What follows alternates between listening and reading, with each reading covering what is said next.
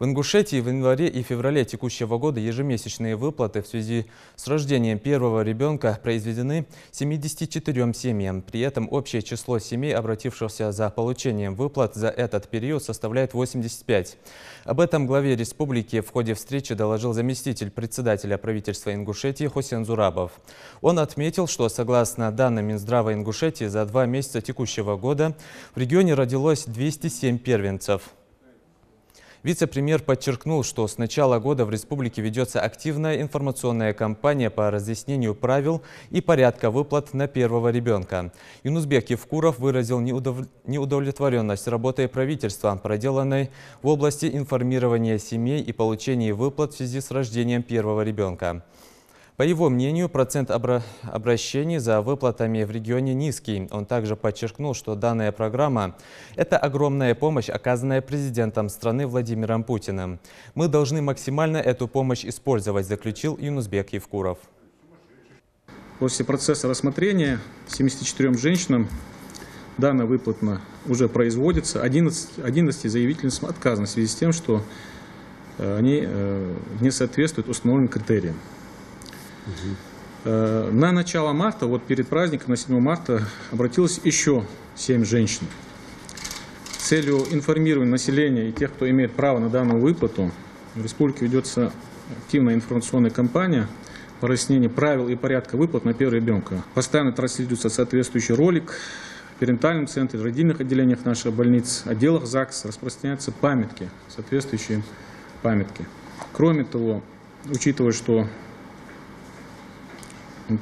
сотрудники отдела социальной защиты городов и районов наших в телефонном режиме обзванивают каждую женщину, предлагают, объясняют им порядок, где необходима помощь, предлагают, если в случае того нету телефона, с выездом на место такая информация до тех заявительниц, которые имеют право, доводится.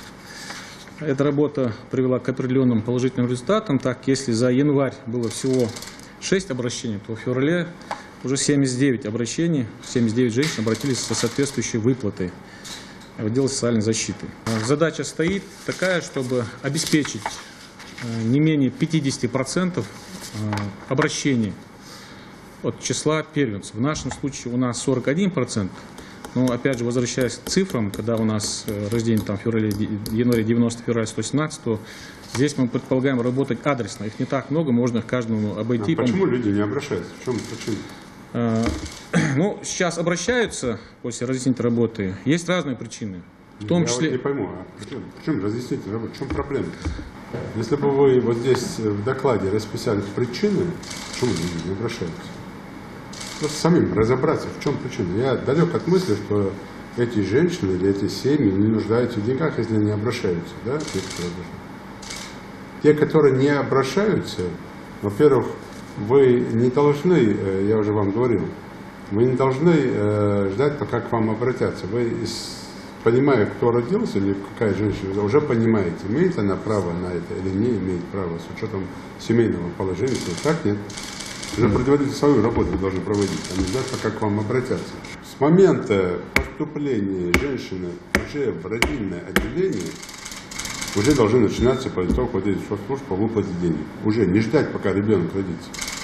А я уже вам говорил, уже процентов на 50 люди понимают, хотя там на 100% понятно, положено деньги на этой женщине или не положено. Понимает там, кто она такая, семейное положение, доходы, там же все это учтено. Что женщина должна делать с момента, как ребенок родился? Первые 3 дня, пока она лежит еще с ребенком в больнице, что ее родственники должны делать? Заявление от нее взять, чтобы они пошли. Уже родственники сами должны работать, а не ждать, пока она выйдет, сама пойдет. По линии МФЦ что можно сделать? То есть вот это все, нарисуйте мне сегодня цепочку, я вам срок даю 5 дней. Мне эту цепочку даже до 20 числа нарисуйте мне это все.